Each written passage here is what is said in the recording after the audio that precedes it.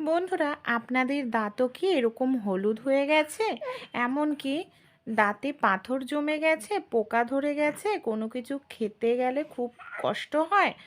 আপনাদের দাঁত হয়ে যাবে সাদা ধবধবে, হলুদ ভাব বা হলুদ দাগ হয়ে যায় সাদা দাঁতে, সেটা খুব সহজেই দূর করতে পারবেন। এমনকি সেই সঙ্গে দাঁতে যদি পাথরও জমে, সেই পাথরের সমস্যাও খুব সহজেই দূর হবে, পাথর উঠে যাবে।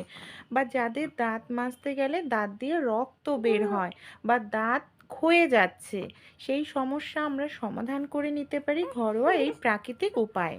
চলুন তাহলে আজকের এই যে দাঁত কালো হয়ে যায়, হলুদ হয়ে যায়, সেই সমস্যা কিভাবে দূর করি দেখে নিই।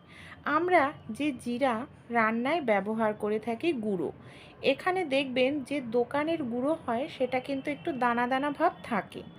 আর এই যে জিরা আমাদের দাঁতের জন্য কিন্তু ভীষণ উপকারী। অনেক সময় অনেকেরই মুখ থেকে কথা বলতে গেলে বাজে দুর্গন্ধ বের হয়, সেই দুর্গন্ধ দূর করতে সাহায্য করে কিন্তু জিরা। এখানে আমি 1 চামচ পরিমাণ মতো জিরার গুঁড়ো নিয়ে নিয়েছি। তাছাড়াও জিরা আমাদের দাঁতে, যাদের দাঁত দিয়ে রক্ত বের হয়, সেই সমস্যাও দূর করে। সামান্য পরিমাণ এখানে আমি নিয়ে নিলাম হলুদ। জিরা আর হলুদটাকে আমি ভালোভাবে মিশিয়ে নেব। অনেকের দাঁতের মাড়ি ফুলে যায়, ব্যথা করে, ইনফেকশন হয়ে যায়, সেটা দূর করতে সাহায্য করবে কিন্তু হলুদ।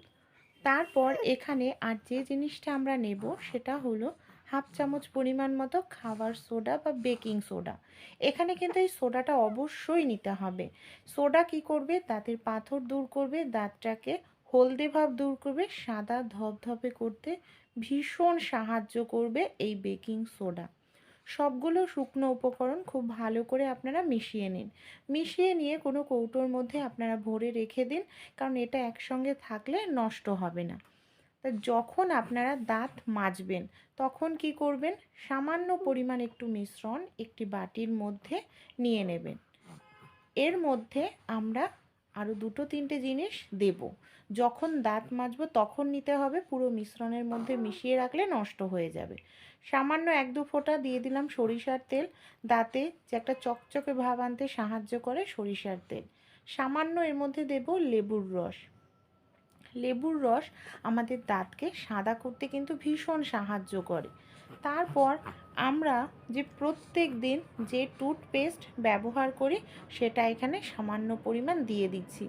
এই যে ঘরোয়া রেমেডিটি আপনাদের সঙ্গে শেয়ার করছি, এটা কিন্তু 100% আপনারা কাজ পাবেন। এমনকি এটা ব্যবহার করলে পায়রিয়ার সমস্যা দূর হবে। যাদের দাঁত দিয়ে রক্ত বের হয়, মানে দাঁত মাজতে পারেন না, ব্যথা করে মাড়ি, সেই সমস্যাও কিন্তু দূর হবে। খুব ভালো করে মিশ্রণটাকে এখানে আমি মিশিয়ে নিলাম। আমরা যে ব্রাশ দিয়ে প্রত্যেক দিন দাঁত মাজি, সেই ব্রাশের মধ্যে এই মিশ্রণটা আমি নিয়ে নিলাম। আর যাদের দাঁত দিয়ে রক্ত বের হয় তারা কি করবেন? আঙুল দিয়ে দাঁতটা ধীরে ধীরে মাজতে হবে, আঙুলের মধ্যে এই মিশ্রণটা নিয়ে নিন। এতে যে উপকরণগুলো ব্যবহার করা হয়েছে সেটা কিন্তু আমরা অন্যান্য কাজে ব্যবহার করি, তাই কোনো ক্ষতি হয় না।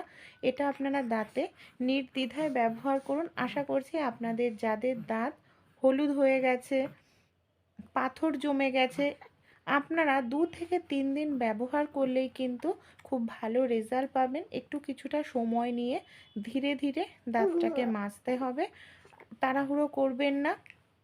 আর অবশ্যই 2বার করে দাঁত মাজবেন, সকালবেলা এমনকি রাতে খাওয়া দাওয়ার পর। দেখবেন আপনাদের দাঁত 2 থেকে 3 দিনের মধ্যেই হলুদ ভাব দূর হবে, দাঁতের পাথরও দূর হয়ে যাবে। আর এরকম সুন্দর সাদা ধবধবে মুক্তোর মতো দাঁত আপনারা পেয়ে যাবেন। যাদের মুখ থেকে কথা বলতে গেলে বাজে দুর্গন্ধ বেরোয়, সেটাও কিন্তু দূর হয়ে যাবে। ভালো লাগলে রেমেডিটি ট্রাই করে অবশ্যই দেখবেন।